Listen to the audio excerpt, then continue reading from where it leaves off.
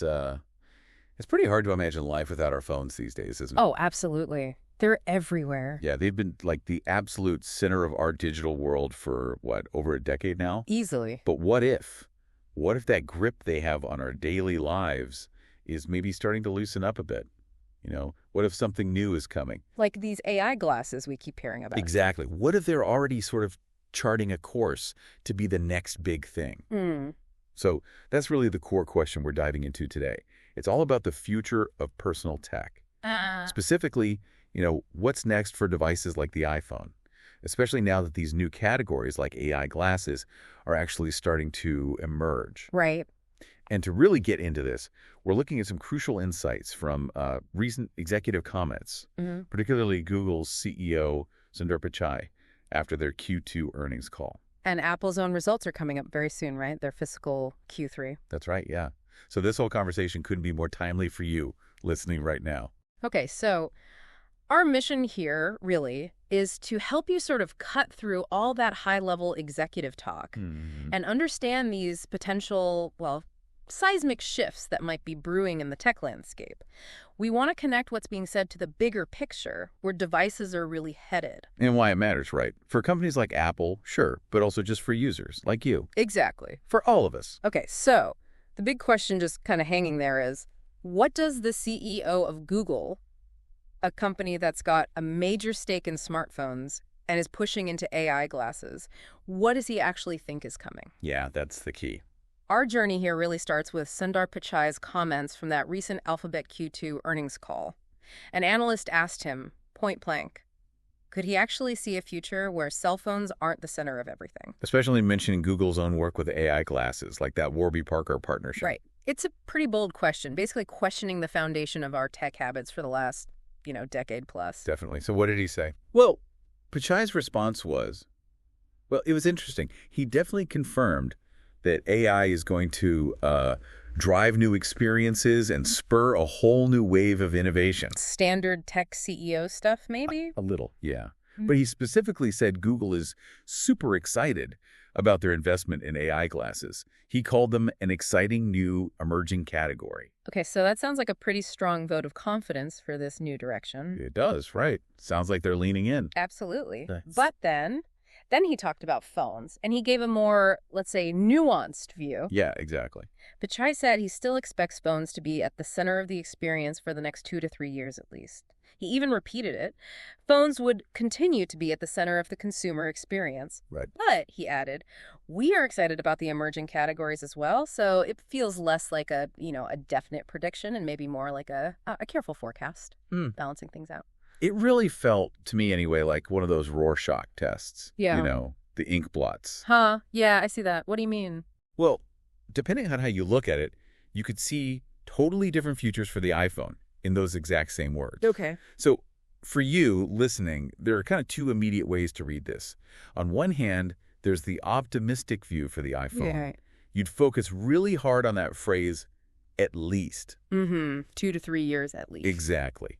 Which implies, okay, no immediate 5-alarm fire for the iPhone, no existential threat for several years, maybe much longer. It's like reassurance. Things aren't ending overnight. Okay, that makes sense. The status quo holds for a while. But then there's the other side of that coin, the more pessimistic interpretation, maybe. Right, the glass half-empty view. Yeah, and that view focuses squarely on the 2 to 3 years part, not at least just the number itself. Which, in tech terms, isn't actually that long a time. Exactly. It suggests that the iPhone's days as the central device are, numbered. Regardless of the exact timeline, 2 years, 3 years, maybe 5. The shift is coming. So it's a subtle difference in focus, but it leads to a profoundly different conclusion. Like a real paradigm shift is on the horizon, not just, another phone update. Precisely. And what's really fascinating here is why Pichai's view is so important, especially for, say, Apple investors or anyone watching the tech market closely. Yeah. Why him specifically? Well, think about it. He's the top executive at a company that's a massive player in smartphones with Android, and they're actively, aggressively developing these AI glasses. Right, like the Warby Parker thing you mentioned. That's not just talk. Exactly. It's a tangible strategic move towards truly wearable tech. So he's got this unique perspective, this vantage point. He's not just guessing. His words carry weight because Google is actually doing this stuff. Okay, so his forecast has real grounding. And if you connect that to the bigger picture, Yeah. look at Apple. Their fortunes right now are just so incredibly tied to the iPhone. You mean just sales? Or Well, sales for sure. Okay. In Apple's fiscal 2025 first quarter, so fairly recently, iPhone sales were, get this, 49% of their total net sales. Wow, almost half. Almost half. But it doesn't stop there. Think about services revenue, App Store, Apple Music, iCloud, all that. That was almost 28% of their total sales. And a huge chunk of that comes from iPhone users. Yeah, very significant portion, yeah. And then you've got wearables, home, accessories. That's another, like almost 8% of total sales. Things like Apple Watches. Which mostly connect to iPhones.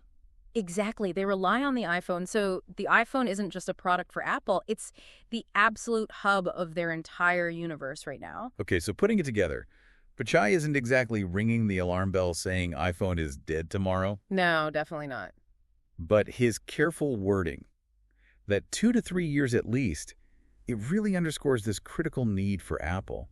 They have to navigate this transition successfully, from smartphones to whatever the next big thing is. Whenever it arrives and whatever it ends up being. Yeah, it's about strategic preparation, isn't it? Not panic, but being ready. Precisely. And this next part, I think this is where it gets really interesting for you listening now. Apple's upcoming earnings call. Ugh. You should be listening very closely to what CEO Tim Cook and the other executives say. And maybe what they don't say. Exactly. What they don't say might be just as telling about their future strategy. So obviously they might talk about short-term stuff, right? Like maybe those Trump administration tariffs or the rollout of Apple Intelligence, their new AI feature. Current headlines. Yeah. But I think the most important thing to listen for is, well, anything related to Apple's strategy for new devices, especially anything hinting at AI glasses. Right. It raises that question. How much are they really planning for a future beyond the iPhone? Yeah. Are they signaling their own big moves in this space? Are they even acknowledging this potential shift that Pichai talked about? Good point. Now, let's be fair. Apple's management is famously tight-lipped. Oh, yeah. Fort Knox level secrecy. Right. They rarely spill the beans on anything major until they're ready for a big product launch event. However, even little hints matter here. Because the company's post-iPhone strategy is absolutely fundamental to their long-term investment case, right? And just their continued relevance in tech, it basically defines where Apple goes next. Yeah, it's the billion, maybe trillion-dollar question for them. It really is. And, the sources we looked at for this, they even suggest that Apple is probably very likely to eventually develop AI glasses that people absolutely love. Right, that they'll likely succeed in whatever comes next, as they often do. Yeah, and stay incredibly successful. But it just really highlights why it's so important for you to pay attention. Listen to what Apple's leaders say, and maybe even more, what they don't say about that future beyond the iPhone. It's not just about the quarterly numbers anymore. No, it's about their vision, their plan for what's actually coming next down the road. So we're really at this fascinating crossroads in personal tech, aren't we? Absolutely. On one side, you've got the iPhone, this incredibly dominant force. It's shaped how we live, how we talk to each other for more than 10 years. Totally embedded. And then on the other side, there's this exciting, maybe imminent rise of completely new kinds of devices, Well, like AI glasses. yeah, promising to weave tech into our lives in, well, totally new, maybe more seamless ways. It's a real tension there. And it brings us right back to that ink blot test idea with Pichai's comments. Yep. How different people, different analysts, different investors can look at the exact same words and see these vastly different futures unfolding. Right. One sees stability, the other sees massive disruption coming. And this isn't just some abstract thing about stock prices or, corporate boardroom strategy. Well, it's very personal, actually. It is. It's fundamentally about the devices you are going to be interacting with every single day. It's about the new ways AI is going to integrate into your life. And just the sheer speed at which all this innovation is changing our world. It feels like it's accelerating, doesn't it? It really does. Which leads to a kind of final thought to leave you with. Okay. We saw that huge shift, right? From desktop PCs being the center to smartphones taking over. Yeah, that was massive. And now we're talking about this potential next shift towards maybe AI-powered wearables, glasses, who knows what else. So the question is, what fundamental human experience or maybe capability might this next generation of central devices unlock? Something truly transformative that we can't even quite picture yet, maybe. That's a great question to ponder. What's the next leap forward really going to enable?